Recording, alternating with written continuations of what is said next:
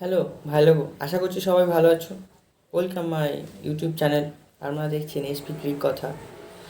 আর আমার প্রেডিকশান মানেই সঠিক, এটা তোমরা প্রমাণ পেয়ে গেছো। বিশ্বাস না হয় দেখো ভাই, আমার 100% প্রেডিকশান উইন রেকর্ড চলছে। এখনও পর্যন্ত একটাও ম্যাচে ভুল হয়নি। যেই যে টিমগুলো জিতবে বলেছিলাম সবই সেই সব টিমগুলো জিতেছে। তো বিশ্বাস না হলে আমার পুরনো ভিডিওগুলোকে গিয়ে দেখে নাও, বুঝতে পারবে। একদম সঠিক প্রেডিকশান, সঠিক অ্যানালাইজ করছি আমি। তো এটা কন্টিনিউ করতে থাকবো যদি তোমরা আমার পাশে থাকো, আমাকে সহযোগিতা করো। কিছুই না, ব্যাস আমাকে মোটিভেট করো। আমার চ্যানেলটাকে সাবস্ক্রাইব করে নাও, আর ভিডিও ভালো লাগলে লাইক করে দিও, কমেন্ট করো। তাহলেই আমি এটাকে কন্টিনিউ করব। প্রেডিকশান তখনই দেবো যদি তোমরা পাশে থাকো। তো অবশ্যই আশা করছি তোমরা আমার পাশে থাকবে। বিশ্বাস না হলে ম্যাচ মানে পুরনো ভিডিওগুলো গিয়ে দেখে এসো। আগের দিনই ম্যাচে বলেছিলাম হায়দ্রাবাদ জিতবে, হায়দ্রাবাদ জিতেছে। যা যা বলেছিলাম ঠিক তাই হয়েছে। তো আশা করছি তোমরা আমার পাশে থাকবে। তো চলো গত ম্যাচের হিসাব কিতাব দেখে নিই। ছোট্ট একটা সামারি, ম্যাচটা কোথায় কলকাতা ভুল করলো এবং টার্নিং পয়েন্টটা কী ছিল সেটা নিয়ে আমরা একটু ছোট আলোচনা করে নিই। তো প্রথমেই টস হয়, টসে কলকাতা জিতে বোলিং ফার্স্ট নেয়, অর্থাৎ তারা চেস করার জন্য এগিয়ে যায়, মানে তারা চেস করতে চাইলো। তো রীতিমতো আমি এটা ভিডিওতেও বলেছিলাম যে যে টিম টসে জিতবে সে হচ্ছে চেস করতে চাইবে। তো কলকাতাও তাই করলো। তো প্রথমেই ব্যাট করতে এলো হায়দ্রাবাদ ব্যাট করতে এসে ট্রাভিস হেড আর অভিষেক শর্মা, আমরা সবাই জানি যে দুজনে খুবই বিধ্বংসী ব্যাটার। এখন সারা বিশ্বে খুবই বিধ্বংসী ব্যাটার হিসাবে পরিচিত দুজনেই। তো রীতিমতো আমাদের এক্সপেকটেশন অনুযায়ী ট্রাভিস হেড আর অভিষেক শর্মা শুরুটা খুবই দুর্দান্ত করেছে। পাওয়ার প্লেটা তারা কাজে লাগিয়েছে। তো ট্রাভিস হেড 21 বলে 46 রান করে। 5 ওভার 4 বলে ট্রাভিস হেড আউট হয়ে যায়। তখন স্কোর গিয়ে দাঁড়ায় 82 রান, 1 উইকেট। এরপরে আসে ঈশান কিষান এসে খুব একটা ভালো কিছু করতে পারেনি ভাই। 8 ওভার 2 বলে ঈশান কিষান আউট হয়ে যায়। তখন স্কোর হয়ে দাঁড়ায় 111 রান, 2 উইকেটে। এবং তারপর অভিষেক শর্মাও ওই ওভারে 8 ওভার 4 বলে তোমার আউট হয়ে যায়। তখন স্কোর 112, 3 উইকেট। ওই ওভারেই আউট হয়ে যায়। এবং দুর্দান্ত বোলিং পারফরমেন্স দেখিয়েছে তোমার মুজারাবানি, যে কিনা তোমার ওই জিম্বাবুয়ের প্লেয়ার ভাই। মুজারাবানি হচ্ছে একজন জিম্বাবুয়ের প্লেয়ার। সে দুর্দান্ত বোলিং স্পেল করেছে কালকেরে। তো রীতিমতো ব্যাকফুটে চলে যায়। তখন সানরাইজ হায়দ্রাবাদ একটু চাপে চলে যায় এবং এবার তাদের পালা কিভাবে কামব্যাক করবে। তো ওই যে মিডল অর্ডারে হেনরি ক্লাসেন আমার খুবই পছন্দের একজন প্লেয়ার ভাই। হেনরি ক্লাসেনের ব্যাটিং দেখলে মনে হয় না যে সে মনে হয় আউট হয়ে যাবে, এমনটা কখনোই মনে হয় না। সে হচ্ছে একদম প্রপার বিগ হিটার এবং সে সামনে শট খেলে। তার প্লাস পয়েন্ট এটাই, সে উল্টো পাল্টা ঘুরিয়ে মারে না, সামনে শট খেলে। তো তার কাছ থেকে টিমের এবং ফ্যান্সদের যে এক্সপেকটেশান ছিল যে সে মিডল অর্ডারে তাদেরকে কামব্যাক করবে, রীতিমতো তাই করেছে। 35 বলে 52 রানের একটা সুন্দর নক খেলেছে। 148, প্রায় 150-এর কাছাকাছি স্ট্রাইক রেটে সে ব্যাট করেছে। এবং তারপরে তোমার আসে হচ্ছে বর্মাও তেমন কিছু করতে পারে না। রেড্ডি এসে একটা সুন্দর নক খেলে। তোমার হেনরি ক্লাসেনের সঙ্গে একটা সুন্দর পার্টনারশিপ করে, একটা দুর্দান্ত পার্টনারশিপ করে। রেড্ডি হচ্ছে খুব ভালো, মানে স্ট্রাইক রেটে সে ব্যাট করেছে। 182 স্ট্রাইক রেট, এই 162 স্ট্রাইক রেটে সে ব্যাট করেছে। 24 বলে 39 রানের একটা সুন্দর দুর্দান্ত নক খেলে। এবং এই দৌলতে হায়দ্রাবাদ 226 রানে 8 উইকেটে পৌঁছে যায় 20 ওভারের শেষে। ব্যাস, তার মানে প্রথম ইনিংস শেষে 226 রান হয়, 227 টার্গেট দেয় হায়দ্রাবাদ।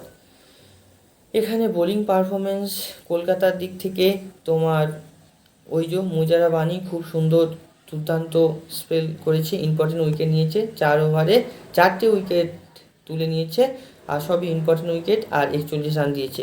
মুজারাবানির জন্যই 300 বা 250 রান হয়নি, 250 বা 300 রান এর জন্যই হয়নি, নইলে কিন্তু ভাই হয়ে যেত। খুব ভালো স্পেল করেছে।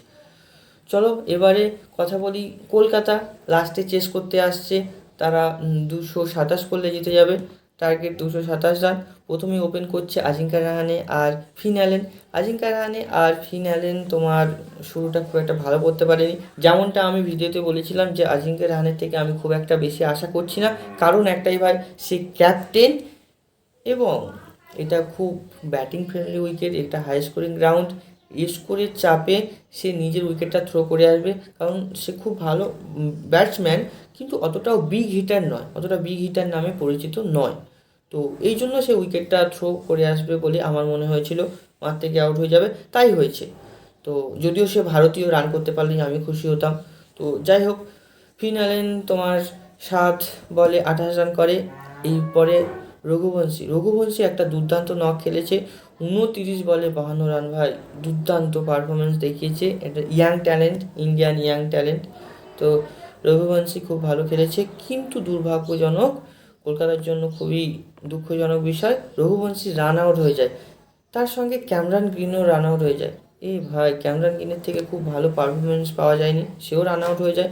এবং তারপরে আসে রিঙ্কু সিং 25 বলে 35 রানের একটা স্কোর খেলে। মোটামুটি একটা ম্যাচটা একটু চেষ্টা করেছিল এগিয়ে নিয়ে যাওয়ার, কিন্তু শেষ রক্ষা হয়নি, 25 বলে 35 রান করে সে আউট হয়ে যায়।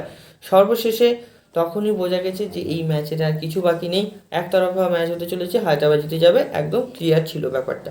যাই হোক, তখন 16 ওভারের শেষে 161 রান কোনো রকমে করেছে কলকাতা, গড়িয়ে 161 রান পর্যন্ত গিয়েছে। 16 ওভারে 161 রানটা খারাপ নয়, বল আর রান হিসাবে ঠিকঠাকই আছে, কিন্তু উইকেট নেই, তারা অল উইকেট হয়ে যায়, এই হচ্ছে ব্যাপার। আর হায়দ্রাবাদ 65 রানে এই ম্যাচটা জিতে যায় ভাই, একটা বড় ব্যবধানে জিতে যায়। এখানে যদি দুটো রান আউট না হতো, ম্যাচ না জিতলেও ম্যাচটা খুবই হাড্ডাহাড্ডি হতো, একটা ক্লোজ যেত আর কি। তো আমার মনে হয় জিতেও যেতে পারতো। এই ম্যাচের টার্নিং পয়েন্ট কি? এই ম্যাচের যদি টার্নিং পয়েন্ট নিয়ে কথা বলি, তাহলে বলবো রঘুবংশী ভাই খুবই দুর্দান্ত টাইমিং করছিল, এবং সে একজন সেটিং ব্যাটসম্যান ছিল। তো সে রান আউট হয়ে যাওয়াটা কলকাতার জন্য একটা কালকের বড় লস।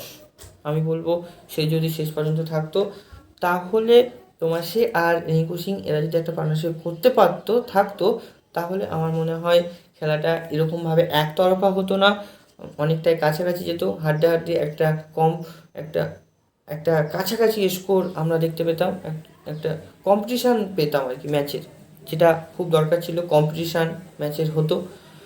তো সেটা মিস করে ফেলেছে দর্শকরা, আমরা, কারণ ওই যে দুটো ইম্পর্টেন্ট উইকেট রান আউট হয়ে যায়। তো এই কারণেই এতটা রানের ব্যবধানে হায়দ্রাবাদ জিতে যায়। আচ্ছা, এই ম্যাচের টার্নিং পয়েন্ট হচ্ছে তোমার ওই যে রান আউট, একদম এখানেই আমার মনে হয় ওই রান আউটটাই এখানকার টার্নিং পয়েন্ট এই ম্যাচের। কে বলতে পারে, হয়তো ম্যাচটা জিতেই যেত, ওই দুটো রান আউট না হলে হয়তো ম্যাচটা জিতেই যেত, কারণ রান আর মানে ব্যবধান, বল আর রানের যে ব্যবধানটা খুব ডিফারেন্স ছিল না, ঠিকঠাকভাবেই রান যাচ্ছিলো। 16 ওভারে 161 রান করেছে ভাই, খুব একটা খারাপ কিছু না, শুধু উইকেটটা ছিল না, উইকেট পড়ে গেছে, এই হচ্ছে ব্যাপার। আর এই ম্যাচে তোমার ম্যান অফ দ্য ম্যাচ, এই ম্যাচের ম্যান অফ দ্য ম্যাচ কে ছিল? Obviously, no doubt, Nitish Kumar Reddy দুটো উইকেট নিয়েছে এবং 39 রানের একটা ফ্যান্টাস্টিক নক খেলেছে ভাই। তো এই ওভারঅল অলরাউন্ডার পারফরমেন্সের জন্য সে হচ্ছে ম্যান অফ দ্য ম্যাচ হয়, এবং আমি মনে করি যেটা একদম সঠিক ডিসিশান হয়েছে। তো এই ছিল আমার ম্যাচ রিভিউ। তো তোমরা কি ম্যাচের প্রেডিকশান চাও এই পরের ম্যাচগুলো? যদি পরের ম্যাচগুলোর প্রেডিকশান চেয়ে থাকো, তাহলে আমাকে কমেন্টে অবশ্যই জানিও। আর ভিডিওটা ভালো লাগলে লাইক করে দিও, আর চ্যানেলটা সাবস্ক্রাইব করে নিও। তো আচ্ছা, এই ম্যাচের তোমাদের কি মনে হয়, কোনটা টার্নিং পয়েন্ট, সেটাও কমেন্টে জানাতে পারো। ঠিক আছে, তো ভিডিওটা এখানেই শেষ করছি, দেখা হবে পরের ভিডিওতে। সবাই ভালো থেকো, জয় হিন্দ, জয় ভারত।